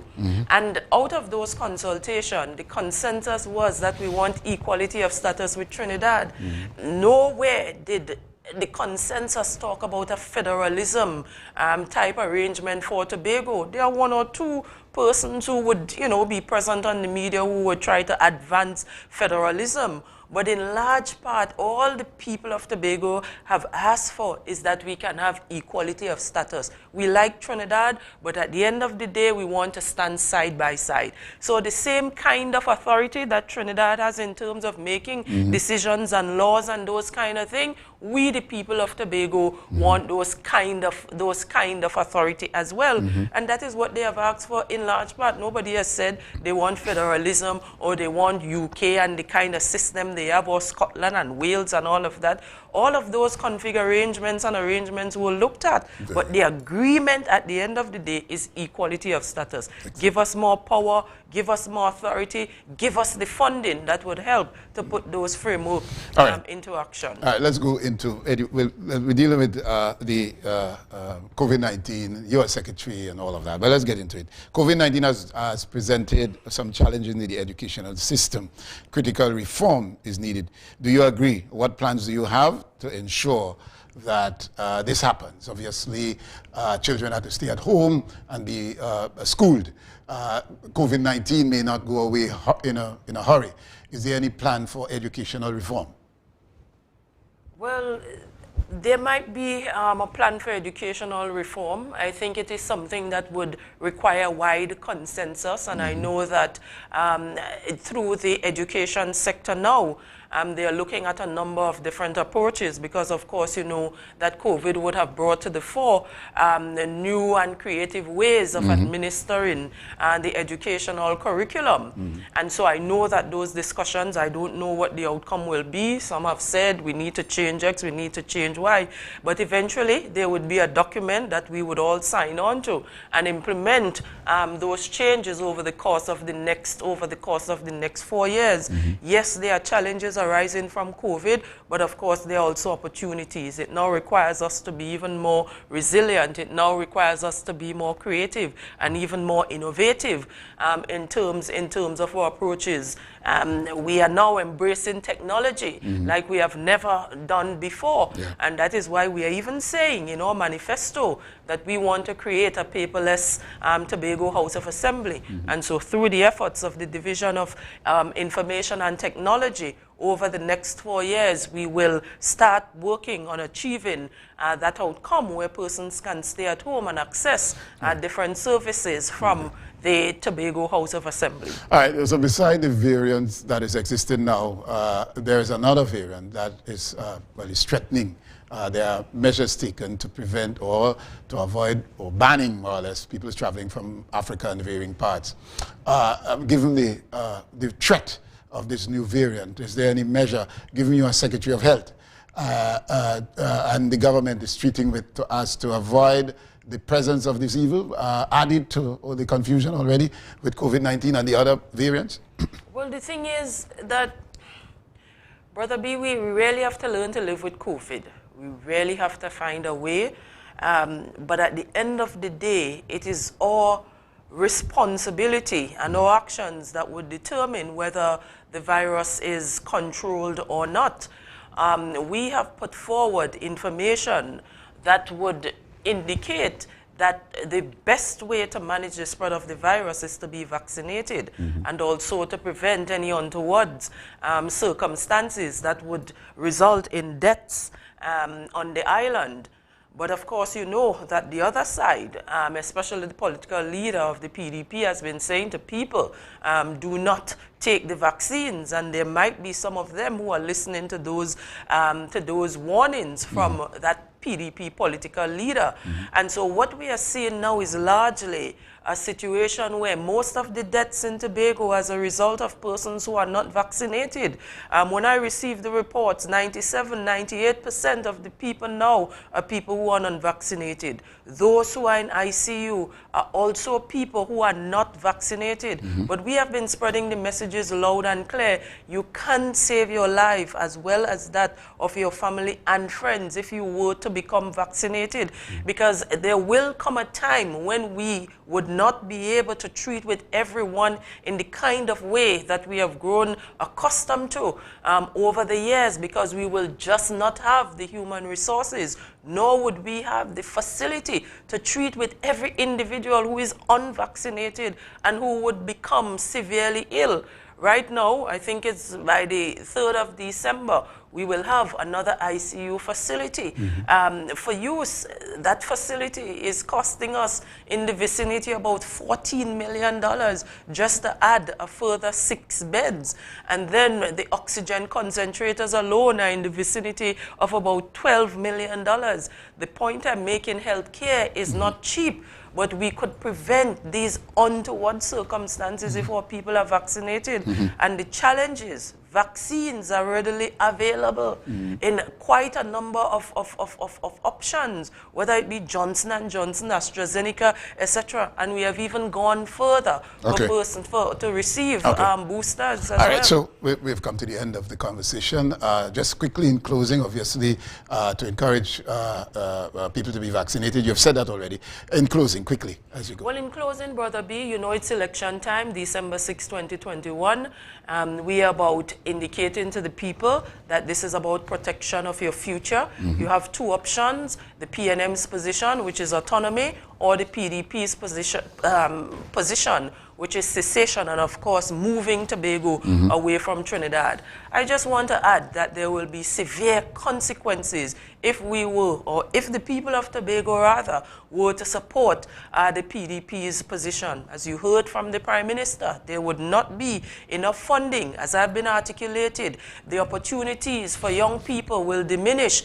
Pensioners would lose their pension because, of course, you know that it's the Ministry of Social Development at this point in time who pays the pension. So there will be challenges going forward. We are about creating a safe space for the people of Tobago, for young people or not so young people, for farmers and our fishermen. And we are about telling you the truth as they come. Very good. All right, thank you, ma'am. All the best to you. And, of course, a pleasure always.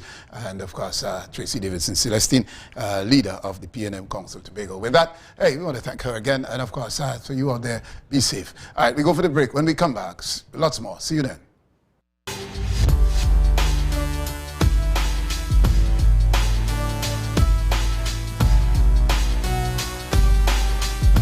The following is a paid political announcement.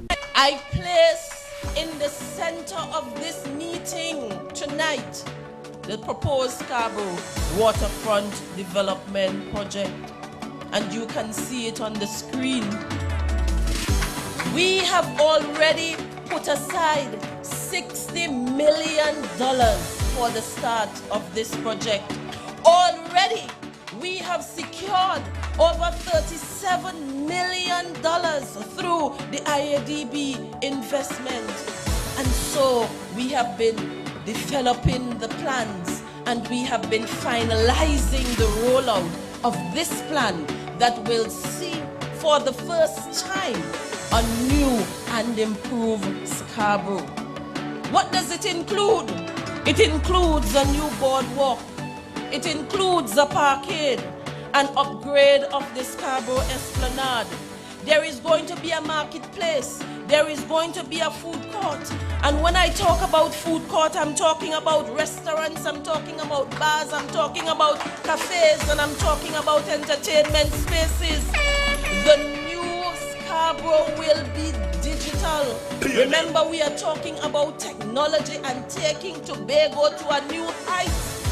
And so we will have information booths, and those booths will talk about the history and cultural norms and ways of life of our people. And so the project will be solar powered. Drainage and infrastructural work will be in place. And most importantly, there is a start date, which is January 2022, immediately after the Christmas season has ended. And with that project, we will be able to create more jobs, over 200 jobs. With that project, we will be able to encourage entrepreneurship, because we are talking about restaurants, we are talking about bars. With that project, we can go to them on the international market to say that we are moving Tobago in the right direction. And with the airports completed, with the hotels coming in, we are expecting to see more tourists come into the island as well. And with more tourists, there will be more flights. So the flights that I talk about from the Scandinavian countries and from North America, they will come because Tobago's product is being developed. And this is what our people would want to see. And so this 18-month first phase project will see a Scarborough like we have never seen it before. Take no chance. Protect your future. On December 6th, vote PNM. Great is the PNM. The proceeding was a paid political announcement. Visit Sew Amazing Limited for all your sewing machine needs. We supply, service and repair all types of sewing machines. We provide 2 weeks warranty on all service and repairs. Check us out at Unit 4, D Plaza Dutch Fort, Scarborough, Tobago for our specialty Singer domestic heavy duty machines. Our opening hours are Monday to Friday 8 a.m. to 4 p.m. and Saturdays 9 a.m. to 12 p.m. Call us at 309-6350 and 710-4749 or WhatsApp for technical assistance. When you need electronics, find what you want quickly at Ted Electronics. We have tons of brand name items in smartphones, tablets, LCD and smart TVs, headphones and speakers. For the best in electronics, check TED. Amazing service and the lowest prices guaranteed.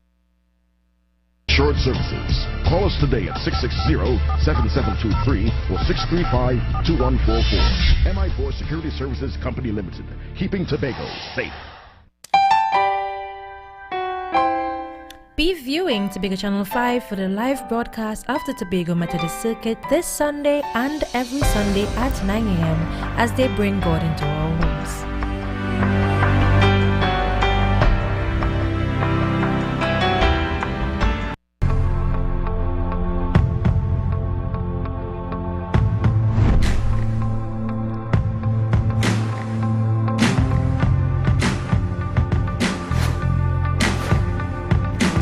All right, welcome back. And of course, let me acknowledge all our friends on Facebook. I can't call anybody's name, don't have the time this morning, but I want to thank you. And of course, for those of you on Pulse 89.5 FM. All right, let's welcome our guest, Miss Abby Taylor, PDP candidate for Darl Spring WIM. Good morning and welcome, ma'am. Good morning, Brother V. Good. How are you? Good. First time seeing you in person, didn't realize you're so tall. A lot of people say that. Right, and then the heels add to the height. And I was very intimidated. I started to get scared. I said, I careful of asking you certain questions, you might rough me up. All right, let me... Not at all. Not at all. All right, good. Just tell us a little bit about Abby Taylor. Who is Abby Taylor? And where you're from and that kind of background. Well, I was born in the village of Marysville. I was born on my grandmother's couch. I literally born and grew in Marysville. I never moved out, still home. I am a mother of three. I have three amazing children, ages 17, 5, and 3. Mm-hmm. I currently serve as a procurement manager in the Tobago Festivals Commission Limited, and I am also the candidate for Darl Spring WIM. Very good. All right. So let's talk now. I'll get to the map or the landmass that you cover, but let's get to that right away. Yeah. Just tell us, is WIM, we know based on what is on the card, it's Darl Spring WIM, but Yes. it's more than that. Tell us about the So landmass. it actually starts from Spring Garden Trace, and you come down the Plymouth Road into Scarborough. So all of Highmore, Wilson Road, Glen Road, Darl Spring, Montpelier, Idlewild Trace, a little part of Mongrace, Providence, Pump Mill. We come into Scarborough where we have Dutch Fort, Sanctus Hill, Smithfield. Wow. It's a large. Mary Breesall. But last election, the only thing that came out of my area was my village, Marysville, Blackrock, Union, and Fairbanks, because I went all the way up into, it was the worst last election. Okay. So it's a little bit smaller this time. All right. So how did you get into politics and why? I'm an observer. I love to just sit back and observe. One of my teachers in Scarborough, Miss Solomon, I believe, said that you understand persons more when you just sit and observe. So I have been observing my community for the longest while. I went to school and I came back and nothing much changed within the area. So I decided that I wanted to see young people elevate a status where they could be proud of who they are. When I drive through my community, I don't see boys on the block, I see businessmen in waiting. And so I decided to not throw my hat in, but offer myself up for service, because I believe that politics is one of the highest realms of service in the community. All right, you said you don't see boys on the block, you see businessmen in waiting. All right, if I drive up Marysville now, them fellas might be drinking about 2.5 already for the morning. Because I know Marysville, trust me. WIM right, and my father from right up the road there, the Silvers, and I am a relative. Well, then we are relatives. Oh my God, what is this? Boy, look at trouble. Anyway, right. Yes. So let's convert. You are saying that you don't see boys in the block, but you see businessmen. Yeah. The Baines has that's my Minnie. She died and so on. And that business is there. Yes. And it provides entertainment. Yes. And it really doesn't do much other than just them fellas drinking by the side. Yeah. They go cook and they go have a lime. If I passing up, hey brother, we come and have a drink. We have the community spirit. Let's talk about converting these fellas on the block into businessmen. I think if you have a conversation, a simple conversation as I would have had prior to entering politics, was just asking them why are they there? And the answer, and you would find the answer would be similar throughout many communities in Tobago, is that they don't have much to do. And I realized even more so now that there isn't space for young people who truly want to be entrepreneurs. And I believe that the boys on the block, these businessmen in waiting, are potential being wasted. You will hear the saying that the graveyard is the richest place because everybody dies with their idea. I think similar of the block. The block is where all the ideas are. There's no investment, there's no guidance. So for me, my style of representation would be not a helping hand, but just a guide for persons who want to do better. And because I'm a mother, sometimes you have to be stern, you know? Sometimes they themselves don't even recognize their own potential. So I would be helping them along the way, you know, giving them that extra push that they need in order to succeed. And what are you confronted with? And of course, Marysville is one, but however, there's a larger mass that you have to cover. What do you get in your walkabout? What are the challenges people are confronting you with? They say, I hope all you could fix this, and I'm tired with the PNM. You see me, I'm going to vote PDP, but all you have to tell me what you're going to do for me. The narrative is the same throughout the communities. We have an unemployment problem, and it's sad to hear the utterance of the other side that unemployment is down. So I'm wondering, where are these people living? Because as you canvass, everybody either says they want a better standard of living or they just want a job. They want to be able to maintain their families. I don't think that people want to be dependent on anybody or any system for the basic necessities: food, water, shelter, well, now internet. I think that our communities have been crying out for a while, and nobody has been paying attention to them. So community development for me means development of the human capital, our human resource, our base. We can't be preparing a place with unprepared people. They will just destroy the place, right? So how do you intend to prepare these people? All right, so let's stay with the boys on the block. As you say, you see businessmen, you don't see men on the block. All right, let's talk, and let's go to all the communities. And you spoke about the ideas there. They are little universities. Those drinking spots, I could point them out.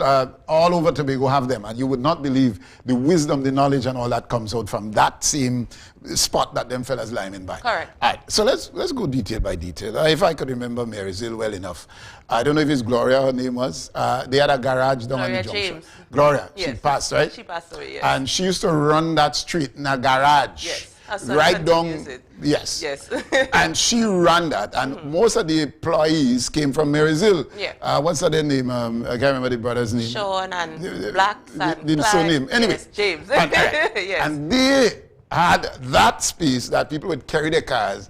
Gloria would sign you up, pay your pay, and she ran the garage. Yes. Let's talk about the talents that may be lurking there in varying communities in your constituency or your district. Tell us about that kind of initiative. Maybe you might find joiners, you might find other skilled men. Talk to us. Right.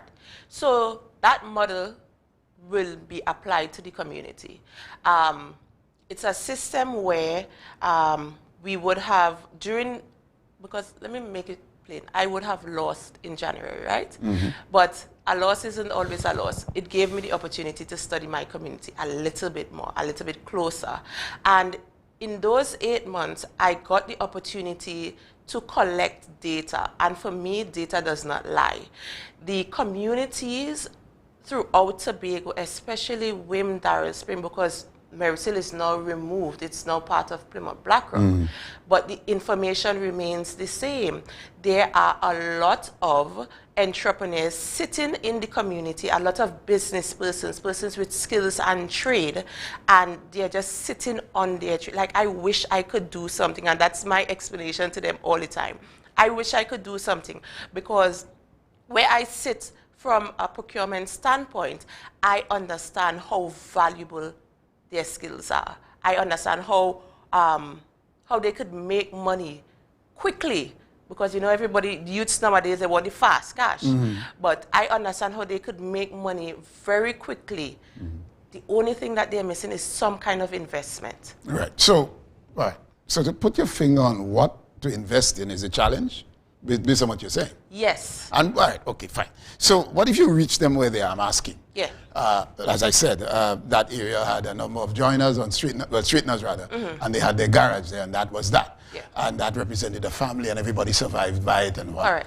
Where would be to convert the skills of these individuals that may sit on the block in whichever part of your constituency?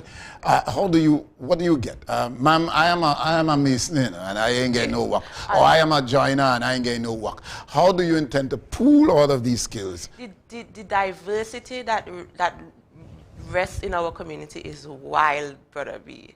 You have persons ranging from the bakers within the community, all the way down to, I remember I met a young lady who is an eye doctor, and she actually is specializing in glasses and stuff like that right here in Tobago.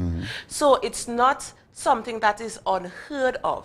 So over the past 8 months, what we have been doing is pooling the information together, collecting it. I call it a community-based registry. And it's simply more than just a skills bank. Our community registry is going to direct persons in the avenues in where they can be successfully employed. We have the plan for Scarborough, and for me, community development also means that we have to start forming linkages, because I think we are too divided as a people. So our registry will serve as the base to link these persons with jobs within the Scarborough area. We use persons from in the community, the money stays within the community, persons are self-sustained and not dependable, and our community has an economics of its own and it thrives on its own. Excellent. All right, so at this point in time, we go for a break, and when we come back, we continue with Abby Taylor, PDP representative for Dal Spring WIM. See you after the break.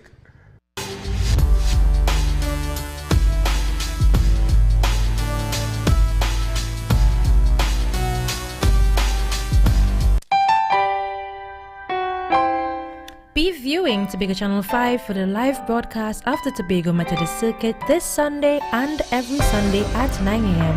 as they bring God into our homes.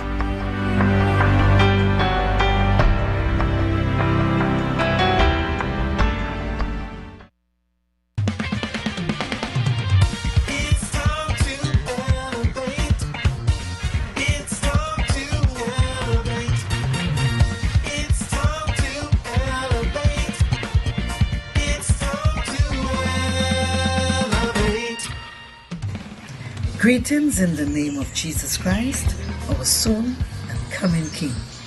I am Minister Cassandra Powder, here to encourage you to dare to be different.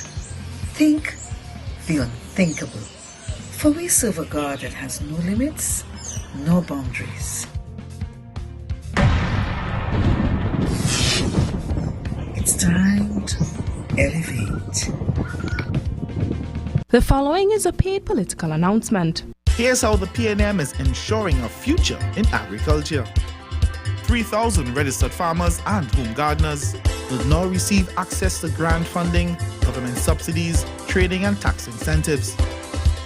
We getting it done. We building it up.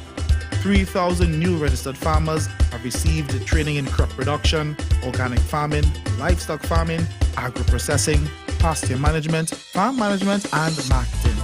We getting it done. PNM, we building it up. PNM. Our Agriculture Access Road Program provided $134 million in road building and upgrades, getting goods from farms to markets. We getting it done. PNM, we building it up. PNM. We made $38.6 million in upgrades to the Scarborough market, providing small farmers a convenient and affordable space.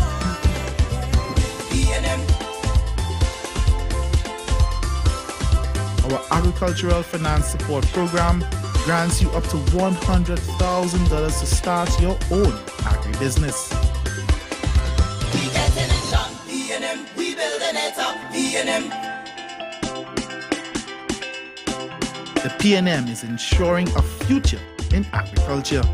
On December 6th, vote PNM. PNM.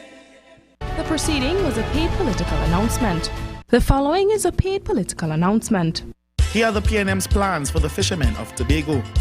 We will increase the financial support to fishermen up to $500,000 for 500 eligible fishermen. PNM, we getting it done. We building it up. We will introduce tilapia farming with an annual production target of 1 million kilograms. We getting it done. PNM, we building it up. PNM. We will protect lives at sea by expanding the GPS tracking devices program to unregistered seafarers. We getting it done. We building it up. PNM. We will improve the standard of markets, fishing centers, and landing sites, making them safer and more marketable. PNM. Within the first 9 months, we will make upgrades to the fishing facilities across Tobago, including reconstruction of the Palatibia jetty. PNM. We getting it done. We building it up. PNM. The PNM will improve the fishing industry in Tobago. On December 6th, vote PNM. PNM. The proceeding was a paid political announcement.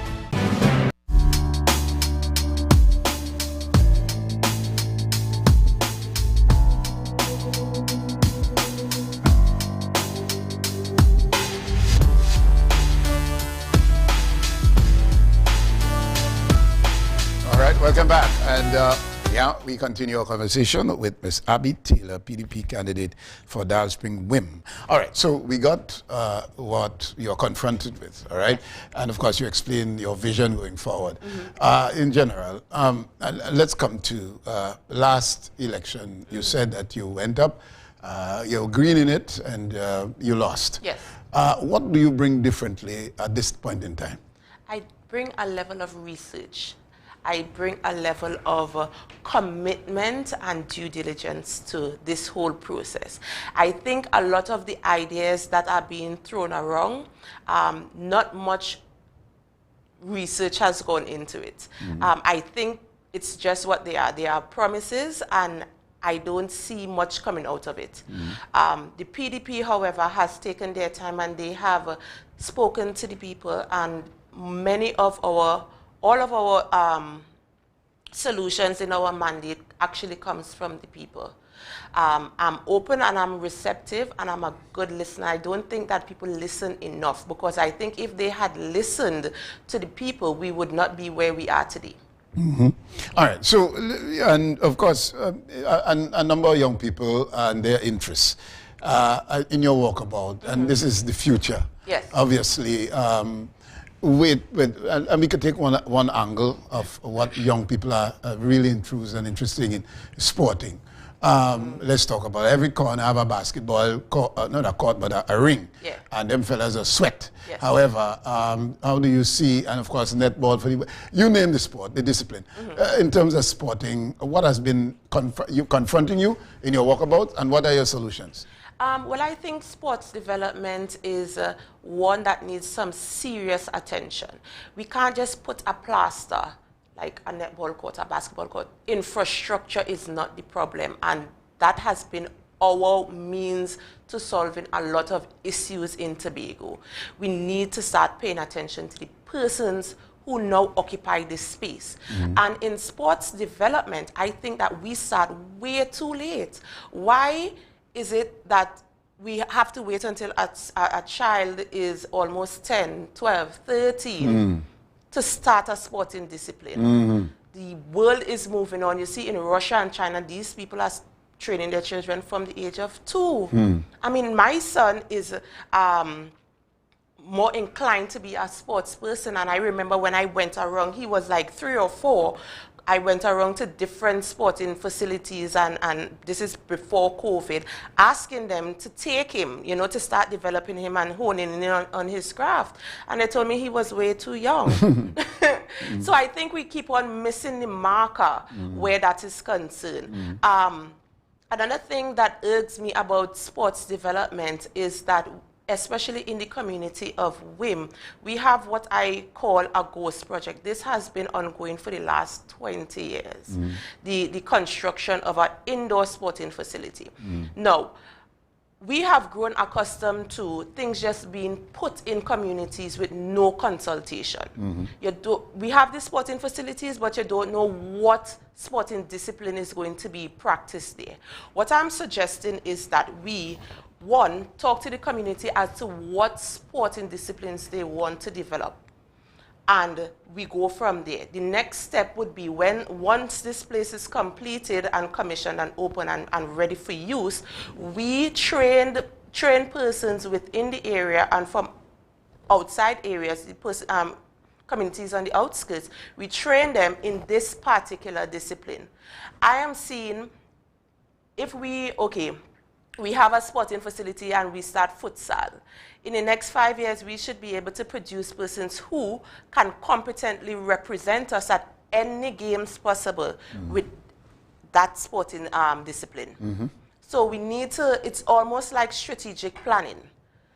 You look at a thing and then you develop that one thing and then you push it forward.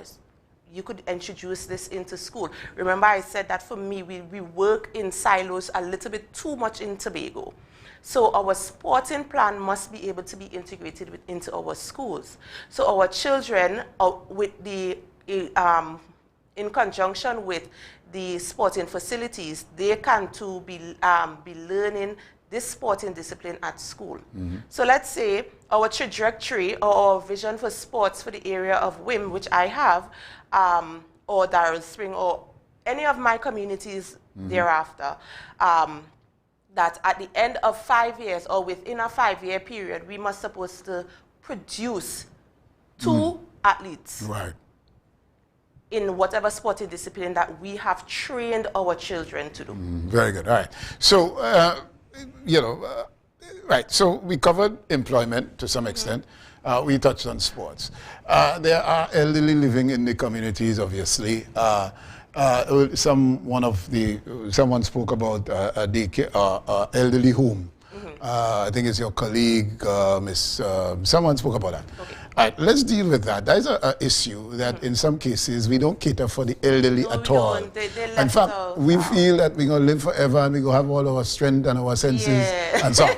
But just give me, in your walkabout, quickly, the whole question of how you intend to treat with that, and in your wrapping up, what your message is in closing. Okay. Well, it's sad, though, that for the persons who have contributed what I believe to be the most, they were the nation builders. They have been laid to the wayside. I remember walking in Sangsas Hill and seeing this home where it was almost covered in bushes, and I asked the neighbors, who lives here? And they told me, an elderly person.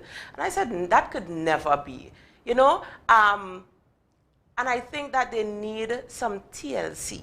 You know, tender love and care. Yes, they need to be loved, they need to be nurtured still at whatever age.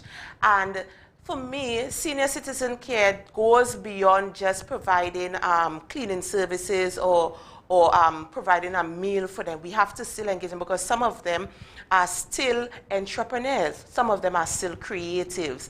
And I think in forming that link with young and old, I would have conceptualized something called Sundays with Seniors, where we could sit and we could have a conversation, and I can learn from you and you can learn from me, and we create a space for our elderly.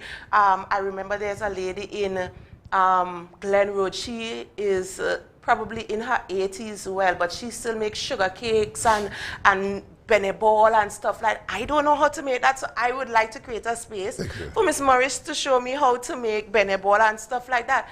they can still be engaged. Wisdom can still be passed along. Okay. And I'm saying that Sundays with Seniors is the perfect idea for them. Very good. All right, we want to thank you very much. We're out of time, and all the best to you. And I just had to pull that out, and I got your response. And clearly, we need to see about our elders. Yesterday's children, Gypsy called them. All right, with that, we want to thank you for viewing Rise and Shine this morning. For those of our supporters on Facebook and on Pulse 89.5 FM, we are indeed grateful.